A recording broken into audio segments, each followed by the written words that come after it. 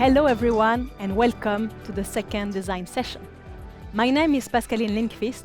I am service designer at A3 Experience Studio and I will be your host today. As you might know, we're organizing one of Scandinavia's biggest design conference, From Business to Button, FBTB. And this will happen the 24th of May in Stockholm. The theme of the conference this year is movement. We're living in a world of economical, political, environmental challenges. How do we create movement to tackle those issues? What lever to pull? What actions to take? Whatever we do, we often find humans at the heart of change. And that is why we are bringing together participatory design and systems thinking. At the conference, we'll have the expert Sheryl Cababa, who will hold a speech about this topic and who will also hold a workshop the day before. And lucky you, we have her with us today to get to know a little bit about Sheryl and for a little teaser. So welcome, Sheryl. Thank you so much. I'm excited to talk about systems thinking. So nice to have you here. And as I mentioned before, the theme of the conference is movement. So do you have, Sheryl, for us a little movement or stretch so we can get the energy flowing and put ourselves into movement? Do you have something that you can do? I will do it, and you who are watching right now will do it together with us. Okay, so I prepared something, just a little stretch that my daughter used to do in school, and it was really cute, and Perfect. it kind of very short and gets you moving. So I'm going to demonstrate. At first, I don't have a lot of room here, so hopefully you can So we kind of stand see up, what I'm right? doing. We need to be standing up. So stand up up. first. I'm standing because I'm at my standing desk. And it's going to start with 2 jumping jacks, and then the lyrics just kind of tell you what you're supposed to be doing. So let me demonstrate first. So it goes jumping jack, clap jack, knees, toes, clap, clap, left toe, right toe, turn your torso. All right, so 2 one jumping jack, and then touch your knees, then your toes, and then move your torso. All right? That's right. Let's do that together. So, yeah, let's do it. Okay, so jumping jack, clap, jack, knees, toes, clap, clap, left toe, right toe, turn your torso. Thank you, Sheryl. That feels good to get a little bit of energy flowing. Now we're ready to have this conversation. Especially me. It's very early morning for me. I know. So. Thank you for being with us so early, Sheryl. I would like to get to know you a little bit better. And would you be able to tell us what the 7-year-old little Sheryl liked to play? What was your favorite toy? For example, I really like to play with the puppets theater. I was telling stories to my siblings. Do you have something like that you have in mind you spend hours playing? Yeah. Oh, I love that. That's so cute. Puppet theater. When I was little, so my sister is a little more than a year younger than me, so we really kind of like were playing together a lot, and we would play with Legos and just sort of build these entire cities out of Legos. So you mean the entire city, like not just a little house? Like, how big was that? It would take up kind of like half of our living room in our house. So my parents weren't too happy about it, but I understand. but they would let us do it, and it would have streets and everything, and then it would also have services, like we would have a little medical clinic and a fire station and the houses and shopping, and we also had little food trucks that would go around to the different houses. So yeah, it was a very I guess it had very developed infrastructure. It is for a 7-year-old kid. It's quite developed. It's not the basic Lego house. I'm really impressed.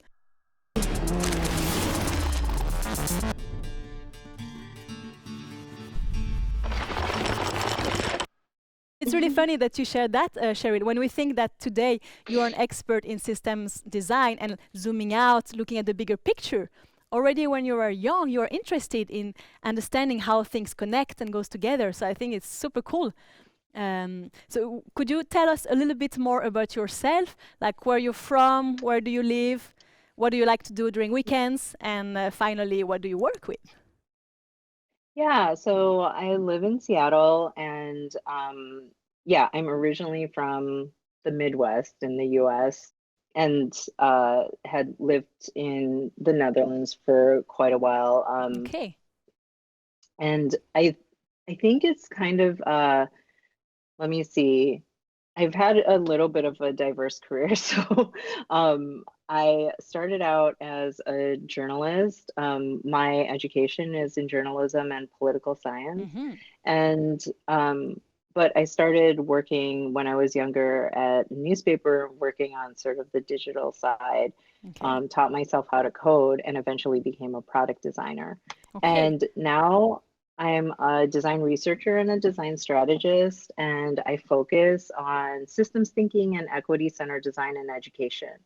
So we work quite a bit with organizations who are making investments in education, and other stakeholders within the education space, such as ed tech companies, and help them take a sort of systems thinking and equity-centered lens to developing Mm. for education. It's really funny how you combine like from journalism and the product design, who are kind of quite different jobs, and then that you're working with systems thinking now. I think it's super cool. And now if we talk a little bit more about system thinking, because for me when I hear this word, to be honest, it sounds a little bit abstract and complex. So if you would explain this concept to a 10-year-old kid, what would you say? Like what metaphor would you say in like easy terms? Yeah, so I think a good way of describing systems thinking easily is just to say that everything is connected, and in many ways is connected in ways that we can't see. So the metaphor that I really like is, if you look at a forest, there are trees there that feel like they're individual trees, but if you were to look underground, all of their roots are Yeah. connected, and the trees are actually talking to each other and Mm. supporting each other, giving each other nutrients.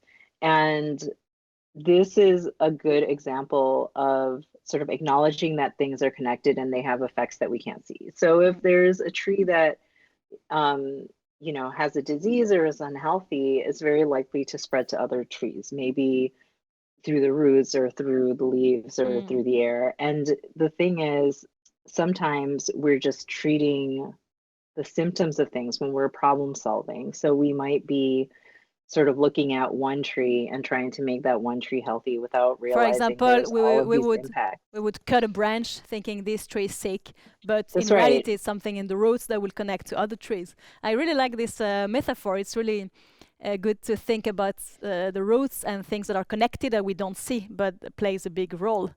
And I remember that in our previous discussion, you had this really nice comparison between complex and soft problems with clouds and clocks. Do you want to tell us a little bit about that? Oh, sure. Yeah. So I really enjoyed Karl Popper, the philosopher, had this sort of metaphor to describe problem solving. And he described things as clock problems and cloud problems. So, clock problems, if we think about things like as an engineer, for example, you're thinking about clocks, the way they work, the way that they mechanically, connect Mm. in terms of their internal parts and components. Mm. So if the clock isn't working, you can break it down into its components and figure out what's not working, fix that, and Mm. put the clock back together. So yeah, it's very tangible. It's very kind of direct in terms of how things connect with each other and affect each other. And then on the other hand, he described cloud problems. Mm. So cloud problems are more nebulous, they're ambiguous, they're dynamic. If you think about clouds themselves, they kind of move and change and can be somewhat unpredictable. Mm. And so cloud problems, I think, connect to sort of organisms and how we as people might respond to things that are engineered or, technology. And so really there's a lot of things that we think of as clock problems, especially in software that are actually cloud problems because we are reliant on people using it. People are unpredictable. People behave differently in different groups. And so they're actually cloud problems. I think it's a really nice visual metaphor to get to understand that. And what you talk about in your book is mostly about those clouds problem. And that's what you talk about with the systems thinking. Yeah, I think that's one reason I really like working in education, for example, because it's a complex system with lots of stakeholders, lots of different groups of people are engaged in it, whether designing for it or using it or being affected by it, like students. And so there's lots of variables in the mix. And I think, it's what Horst Ritter in the 1970s described as wicked problems.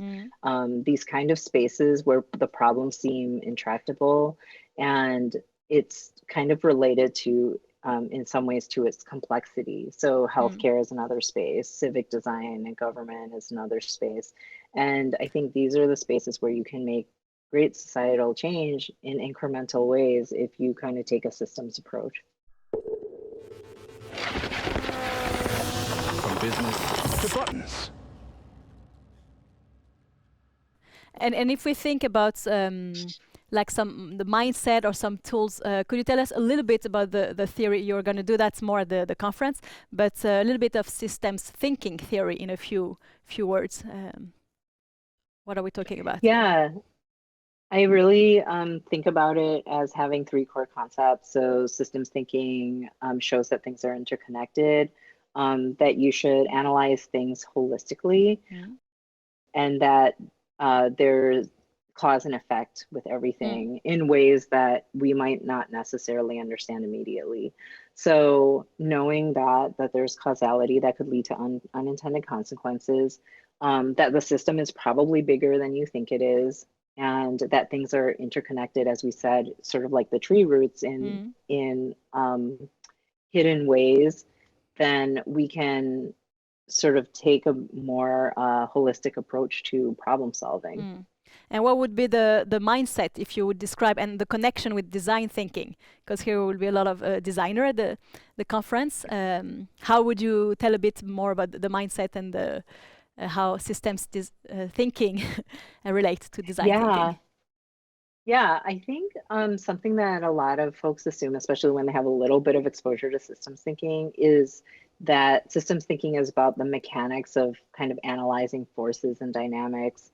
And that is part of it. But really, the way I think about it and where it intersects really beautifully with design thinking and human-centered design is that you need to be expanding who your stakeholders are when it comes to problem solving. So oftentimes when we talk about stakeholders in the design space, we are talking about just like the decision makers, like those who have maybe hired us to kind of do design work. When I talk about stakeholders, I'm talking about people who are in the system. And so if I'm talking about education, it's not just the decision makers. Let's say I'm working with an ed tech company. I'm not just talking about the folks at the ed tech company. I'm talking about people who are in school districts, people who are policy decision makers in government. I'm talking about philanthropies who are investing in changes in education. And then I'm also talking about students and teachers, like who I call end beneficiaries and end users of the various like products and service or changes that we're making as designers. And so these are all your stakeholders, and really the core part of system thinking for me is expanding who your system stakeholders are and involving them in the design decision making. And that's what we call participatory design, right? And right, exactly. And the importance of involving different stakeholders and user in the design process. And would you have for us an example, maybe in your projects you did, or a famous example where users were not involved in the design process and the result was not so good, or the goals were not met? I know that there have been a lot of projects that are oriented around designing for people in resource poor environments. So I really loved these series of Medium pieces back from, I think, 2016 that this designer, Chris Alawa, wrote about, called Stop Designing for Africa. And his argument is that a lot of people blow in and they try to solve for these problems in Africa, a community that they're not a part of because they're oftentimes coming from the West, you know, from North America or Europe and trying to do this problem solving. One good example was this soccer ball that was meant to create energy. Kids would kick it around and it would generate energy and you would plug it in. Fun idea. Yeah, but it sounds cool. But like, I think he found that kids would have to kick around the soccer ball for years before it could even like power, you know, the lighting in a house. And I think part of it is like, that's what we call parachute design. So you would like just come in, design for another community, get funding to do so, and then be like, okay, well, now this is something that we designed for your community. Now you have to just kind of like use it.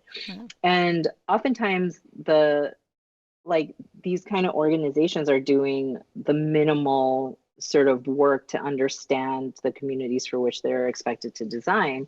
So they're just like coming in, maybe interviewing a few people, and they're like, oh, there's an opportunity here because they don't have much electricity. It's also challenging and taking a risk to go there, to talk to the future users and to involve them in the process, to hear what they have to say and take the risk that maybe your idea that you had was not the best, or you'll have to change what you had in mind. So that's also something brave to do, to involve this user, but it's not easy. It's not easy. Yeah, it's not easy. And I think to go even one step further is to make sure that you have people on your team from different and kind of diverse communities for whom you're designing. So, you know, if we think, for example, about Facebook and how several years ago there were real problems with violent and hate speech in Myanmar, because Facebook had entered that market with almost nobody having the ability to even speak the language there. And so they didn't even know that hate speech was spreading on their platform. And again, parachute design, right? It's like going into that community, deploying sort of like a product or service, and then finding like there are problems that maybe you didn't anticipate because you're not part of that community. And so this is why participatory design is so important. Like, you need to be involving the communities for whom you're designing. And that's what you can have members of them on your team. That's what you mentioned before, but unexpected, how did you formulate that? Consequences that you didn't think about before. And I think it's really key as designer and in the design process to think not only about how the user will use it, but if many users use it, or what could the consequences be. Yeah, absolutely. And I think there's some really good examples, even in sort of like current technologies. For example, there was a study that showed that the different sort of like generative AI, like ChatGPT, when they would give sort of health advice, the health advice, particularly for Black users, would be based on sort of these myths and biases around like things that were absolutely not true. Seems dangerous. About health differences, like saying like Black people have thicker skin and things like that, which have been debunked and are basically based on kind of racist ideology from, you know, a century ago. And that's the challenge with AI, right? That it gives what you feed it with, and of course the consequences of that could be really, really big.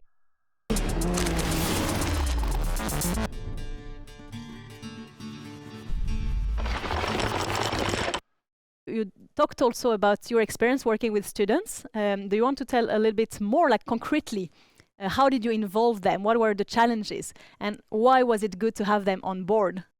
in all of our project work, we engage students and not just sort of interviewing them or doing what we would call traditional design research with them, but actually involving them in the co-design of the things that we're trying to problem solve or think about or learn about. And so, for example, we're currently doing a project with my team at Substantial, which is the consultancy I work with. We're doing a project around math and the future of math. And it's a little bit of like a speculative design project. And yeah, unfortunately, there's a lot of biases in, at least I work pretty much exclusively in US education. There's a lot of biases in our education system. Certain students like end up being sort of shuffled off into remedial math and what have you, particularly Black students, Latino students, Indigenous students. And so we work with those very demographics of students to kind of think about like, how would the system need to change to make, you know, math more accessible to you, or to make it so that you could find yourself being more successful in math or having more of like a math identity. And did they share some ideas that maybe you or the other stakeholders didn't think about it?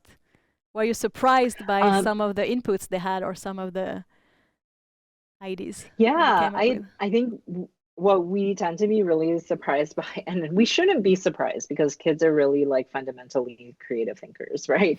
But sometimes we're surprised at how much they understand about the connections within the system. And so students were kind of talking about how there aren't people like me who are currently designing AI, for example. Like how can these kinds of new technology systems serve me well when there aren't people kind of in the room who are making decisions about it who look like me? And so how can we change education to make sure that people who look like me are in those spaces and helping to actually design those technologies? So they're thinking ahead, not just about being like users of like technologies in the future, but ownership and also design and development of those technologies. Cool.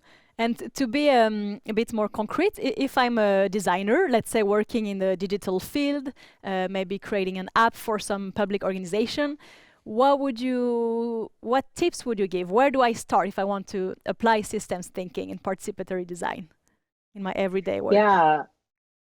So I think there's actually quite a bit of overlap. I think I talk about this a little bit in the book. When I say I'm focused on equity-centered design as part of systems thinking, it has a lot of overlap with, you know, what we might call inclusive design. And so making sure that you're engaging people to participate in the design process who maybe have the potential of having the most extreme experiences with like the products and tools that you're designing. So like what we can call extreme users, or like the users and a really wide range of users. Yeah, and I think you could also kind of think about it as the kinds of users who maybe are, you know, have the least resources. You know, in education, we think about the students who are in the least resource-rich environment. So some schools have like a lot fewer resources. Some schools in the US don't even have good internet access, if they have internet access at all, for example. And so if you're designing an edtech product, like you need to be involving people from that school, whether it's like administrators, decision makers, or students and teachers, so that you can better design for them, because those who are more privileged will, you know, possibly benefit from it will be good for them well. Anyway. Yeah, exactly. So I think those are some ways. Is like think about the demographics of your users and try to involve those who maybe have the least resources or the most extreme experiences. And when I say involve them, not just like conducting interviews to understand their experience, but having workshops with them in order to kind of like think about the problem solving that you're actually engaging in. Because it opens up the space for, you may be making assumptions, you may be trying to design a soccer ball that generates energy, but you find that oh, there's a lot of sort of connected decision making when it comes to energy within these communities. And sometimes we know it's hard to get access to the final users. It's really good that you managed to have the students and teacher in your work, but sometimes in big organization it could be really tricky to access the final users. But as you mentioned before, maybe having some representatives or some people that know those users that can bring their voice to the table could be an idea as well. Yeah, I would say making sure, like, diversify your teams, like make sure Yeah. like there are people on your teams who kind of fall in these different demographics, Mm. especially who may come from historically under-resourced communities. I also think we as designers, and maybe this is a little bit of a provocation, need to stop making excuses about having access to end users. We need to stop making And excuses, you say. Saying it's hard to. yeah, I don't know that to we're access. making excuses. Maybe our organizations are making excuses Yeah. and say like, we don't have time for that, or we can't give you access to those who are going to be using product in the end. What we need to really argue is that it actually saves time, money, and resources to work with different people who are going to be using our end products.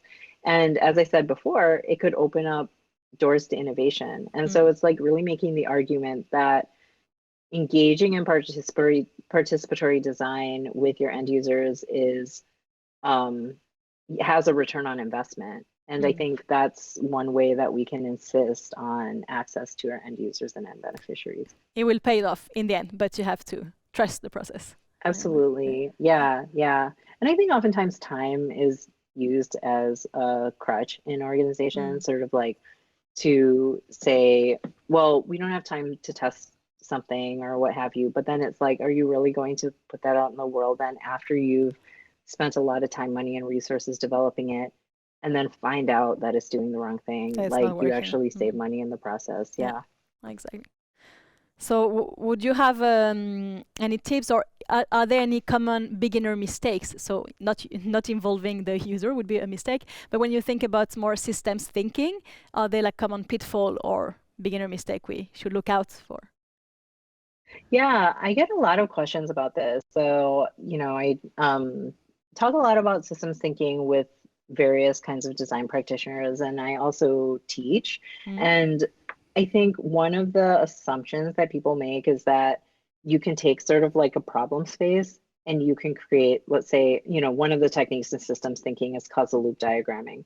And I think people get really fixated on that and say, so okay, just a second, Sheryl. The causal loop diagrams, is it those big diagram with arrows that will show, for example, the more birth you have, the more the population will increase, and etc. But the more death you have, the less.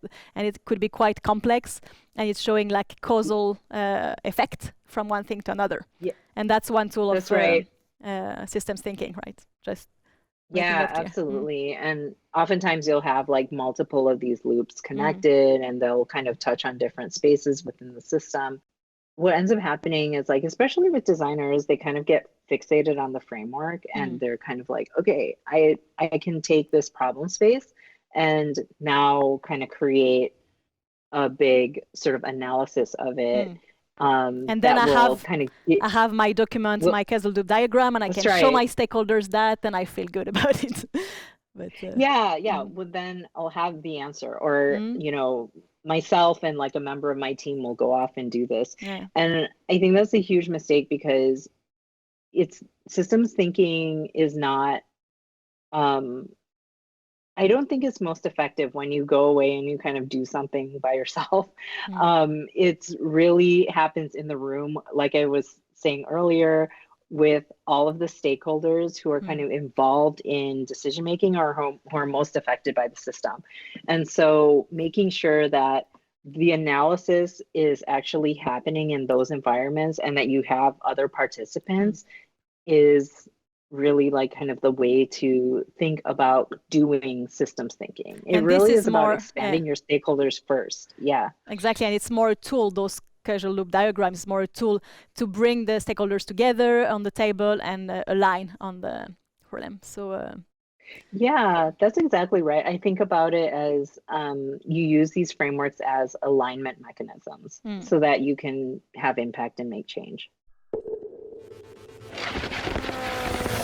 From business to buttons. 「 From business to buttons. 「 buttons. 」 From business to buttons. 」 From business to buttons. 」 From business to buttons. 」 From business to buttons. 」 From business to buttons. 「 From business to buttons. 」 From business to buttons. 」 From business to buttons. 」 From business to buttons. 」 From business to buttons. 」 From business to buttons. « Could you tell us, because you'll give a long workshop, a 4-hour workshop, what will we do in this workshop and why should we attend? Yeah. So one of my goals was systems thinking, because I think it is a very like complex, abstract space.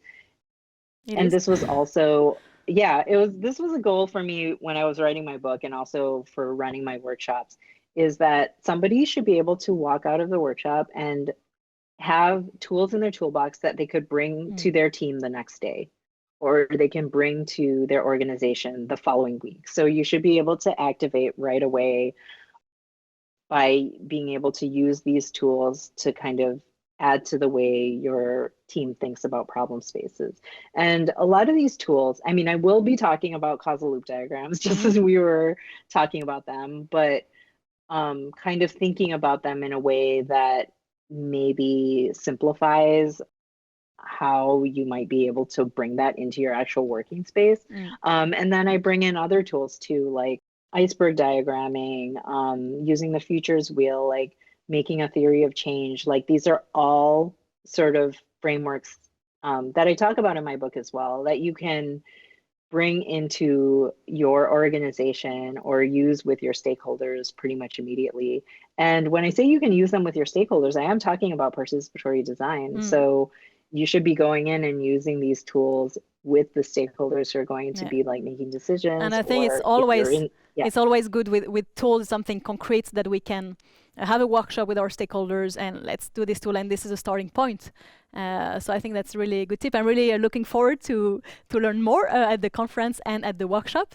But before we finish, to close the loop and to go back to the theme of the conference about movement, do you have some physical activity that you love to do or used to do a lot in the past? Like something putting the body in movement? Anything you'd like to share?